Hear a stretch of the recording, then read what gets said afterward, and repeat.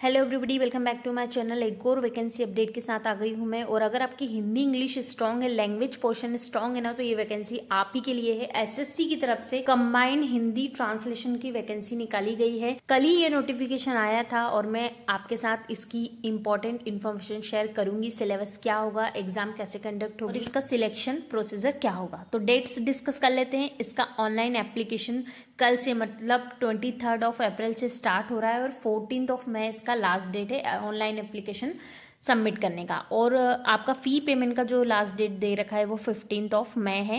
And window correction start होगा 19 मई से 20 मई के बीच में। टाइमिंग आप देख लीजिएगा। एंड सीबीटी जो कंडक्ट होगा, इसका पेपर 1 होगा, वो एस्टिमेटली अगस्त और सितंबर के मंथ में होगा। यहाँ पे टोल फ्री नंबर दे रखा है। अगर आप क्वेरी कुछ हो तो इस पर कॉल करके आप इनको पूछ सकते हैं। देन इसके बाद ग्रुप बी की नॉन गेजेटेड पोस्ट है। ये 4 पोस्टों को कंबाइन करके एक एग्जाम लिया जाता है। पहली पोस्ट है junior Hindi translator, junior translation officer and senior Hindi translator और सीनियर ट्रांसलेशन ऑफिसर। इस तरह से ये 4 पोस्ट होती हैं।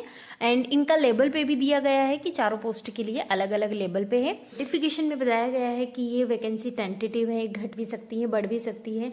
बट पिछला ट्रेंड देखा जाए तो काफी इस बार कम वैकेंसियां निकाली गई हैं। मतलब मान के चलिए ऊंट के मुंह में जीरा। हालांकि वैकेंसी में ना कॉम्पिटिशन काफी कम होता है और उसका जो रीजन है वो आगे क्वालिफिकेशन है, तो आप उसको पहले देख लीजिएगा। वो हम डिस्कस करेंगे कि क्या क्वालिफिकेशन चाहिए रहेगा। But I really don't know कि एवरी ईयर वैकेंसी इतनी कम क्यों आती जा रही है। स्टूडेंट के साथ ऐसा लगता है जैसे इनजस्टिस होता जा रहा है। चलिए आगे एज लिमिट देख लेते हैं। 18 से 30 साल आपका एज लिमिट होना चाहिए। और वही जो रिजर्वेशन मिलता है सभी कास्ट को, वो रिजर्वेशन यहाँ पे भी दिया जाता है। इसमें बताया गया है कि ओनली मेल कैंडिडेट ही एलिजिबल है अगर बीआरओ के लिए वैकेंसी रिजर्व की जाती है। अगेन नोटिफिकेशन बहुत बड़ा है, हम यहाँ इंपॉर्टेंट इन्फॉर्मेशन ही देख रहे हैं। स्क्राइब के बारे में भी बताया गया है कि अगर आपको ज़रूरत है तो क्या क्या प्रोसीजर है एंड कैसे आपको इसको हायर करना है, और पेपर 1 और पेपर 2 में क्या क्या आपको फैसिलिटी दी जाएगी स्क्राइब से रिलेटेड। यहाँ पे एजुकेशन क्वालिफिकेशन डिस्कस कर लेते हैं, जो कि पूरे नोटिफिकेशन का सबसे ज़्यादा इंपॉर्टेंट पार्ट है। तो आप ध्यान से सुनिएगा। अगर आप जूनियर हिंदी ट्रांसलेटर या जूनियर ट्रांसलेशन ऑफिसर के लिए अप्लाई करना चाहते हैं तो आपके पास मास्टर डिग्री होना चाहिए हिंदी से with English as a compulsory और इलेक्टिव सब्जेक्ट, या फिर आपका इंग्लिश मीडियम होना चाहिए। और में दिया गया है कि आपके पास मास्टर डिग्री होना चाहिए इंग्लिश से और हिंदी मीडियम होना चाहिए, या फिर हिंदी जो है आपका कंपलसरी या इलेक्टिव सब्जेक्ट होना चाहिए। और वहीं और में दिया गया है कि आपके पास मास्टर डिग्री होना चाहिए किसी भी सब्जेक्ट में, बट हिंदी और इंग्लिश आपके मीडियम या फिर कंपलसरी या फिर इलेक्टिव सब्जेक्ट होना चाहिए डिग्री लेवल पे। और में दिया गया है कि आपके पास मास्टर डिग्री होना चाहिए किसी से भी, कोई भी सब्जेक्ट चलेगा, बट हिंदी और इंग्लिश विद इंग्लिश मीडियम, वही हिंदी मीडियम से आपका कंपलसरी सब्जेक्ट या मीडियम होना चाहिए। तो इन क्वालिफिकेशन के साथ एंड में दिया गया है, मतलब साथ में ये चीज़ होनी चाहिए कि आपके पास डिप्लोमा सर्टिफिकेट होना चाहिए Hindi to English translation and vice versa, या फिर 2 साल का एक्सपीरियंस होना चाहिए ट्रांसलेशन का सेंट्रल गवर्नमेंट में या फिर स्टेट गवर्नमेंट में। तो ये नेसेसरी है, 2 चीज़ होना चाहिए, एक एजुकेशन क्वालिफिकेशन और एक आपके पास ये डिप्लोमा, मतलब जो पीजीडीटी कोर्स होता है वो आपके पास होना चाहिए। यहाँ पे आप देख लीजिए सीनियर हिंदी ट्रांसलेटर और सीनियर ट्रांसलेशन ऑफिसर सेम है, कोई अलग से क्वालिफिकेशन नहीं है। जो ऊपर मैंने बताया वो सेम इसके लिए है, बस जो एक्सपीरियंस है वो आपके पास 3 साल का होना चाहिए। तो ये हो गया एजुकेशन क्वालिफिकेशन। आई होप आपने अच्छे से समझा होगा। आगे how to apply an application fee के बारे में बताया गया है। एसएससी वैसे भी आपको पता ही है कि 100 रुपी फीस चार्ज करता है general and OBC candidate, male candidate के लिए। फीमेल और अदर रिजर्वेशन वाले कैंडिडेट के लिए एग्जाम फॉर्म फ्री होता है। आगे हम एग्जाम पैटर्न भी देखेंगे, थोड़ा सा चेंज हुआ है लास्ट ईयर से, तो वो भी देखेंगे। एग्जामिनेशन सेंटर बताया गया है, अलग अलग रीजन में कौन कौन से सेंटर बनाए गए हैं एग्जाम के, आप इसे देख लीजिएगा अपने अपने रीजन में। मैं इसे फास्ट फॉरवर्ड कर देती हूँ ताकि आपका टाइम ज़्यादा वेस्ट ना हो। तो आप इसे वीडियो पॉज करके या नोटिफिकेशन डाउनलोड करके एसएससी की साइट से आप इसे आराम से देख लीजिएगा। आगे हम एग्जाम देख लेते हैं, जो कि पैटर्न थोड़ा सा चेंज हुआ है लास्ट ईयर से, जैसे मैंने आपको बताया। इसमें पेपर 1 ऑब्जेक्टिव टाइप होता है, कंप्यूटर बेस्ड मोड पे होता है, और जो पेपर 2 होता है वो डिस्क्रिप्टिव होता है, पेपर पेन से आपको लिखना होता है। तो पेपर 1 जो होगा ना, उसमें हिंदी और इंग्लिश के क्वेश्चन होंगे, पार्ट 1 पार्ट 2। 100 नंबर का पेपर होगा, 100 ही क्वेश्चन आएंगे।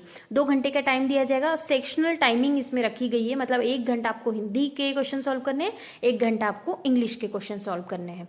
तो यही थोड़ा सा चेंज इस बार किया गया है। एंड डिस्क्रिप्टिव ट्रांसक्रिप्टिव जो होगा, ट्रांसलेशन और ऐसे दोनों पूछा जाएगा। 200 नंबर का ये पेपर होगा, 2 घंटा इसमें भी आपको टाइम मिलेगा। पेपर 1 के लिए सिलेबस या फिर स्टडी मटेरियल आपको चाहिए हो तो मुझे कमेंट करिएगा, मैं आपको प्रोवाइड करवाऊंगी। देन पेपर 1 में बताया गया है कि 2.5 का वही 1/4 इसमें नेगेटिव मार्किंग रखा गया है। इस बार जो मेरिट का वेटेज होगा ना, वो पेपर 1 का जो वेटेज होगा वो 50% होगा, एंड देन पेपर 2 का जो वेटेज होगा वो 100% होगा। उसके बाद फाइनल आपका मेरिट तैयार होगा। ये भी इस बार चेंज किया गया है पिछले साल के मुकाबले। काफ़ी अच्छी अपॉर्चुनिटी है लैंग्वेज पे जिनकी कमांड है उनके लिए, और जिसके पास PGDT वगैरह का सर्टिफिकेट है। आई होप हमने सभी इंपॉर्टेंट डिटेल्स कवर कर ली हैं। और भी कुछ डाउट हो तो प्लीज़ कमेंट कर दीजिएगा। अगर आप इसकी तैयारी कर रहे हैं तो प्लीज़ कमेंट करिएगा, मैं इससे रिलेटेड एक वीडियो और बनाने की कोशिश करूंगी। डिटेल सिलेबस और कहाँ से तैयारी करें, बुक लिस्ट एंड कौन सी कोचिंग ना बेस्ट है SSC के लिए, खासकर इस एग्ज़ाम के लिए। और वीडियो अच्छा लग रहा है तो प्लीज़ लाइक कर दीजिएगा, मैं ऐसे इन्फॉर्मेटिव वीडियो आप तक पहुंचाती रहती हूँ। एंड चैनल को सब्सक्राइब करिएगा ताकि कोई भी वीडियो मैं डालूँ तो आपके पास नोटिफिकेशन आए और आप वैकेंसी को टाइम से देख पाएँ एंड उसके लिए अप्लाई कर पाएँ।